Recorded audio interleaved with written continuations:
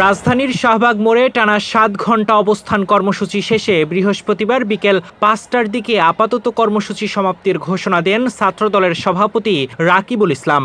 সকাল ১০টা থেকে শুরু হওয়া এই কর্মসূচিতে সাম্য হত্যার বিচারের দাবিতে বিক্ষোভ করেন ছাত্রদলের নেতাকর্মীরা। কর্মসূচি সমাপ্তির ঘোষণায় রকিবুল ইসলাম বলেন, নেতাকর্মীরা সাম্য হত্যার বিচার না হওয়া পর্যন্ত রাস্তায় থাকতে প্রস্তুত।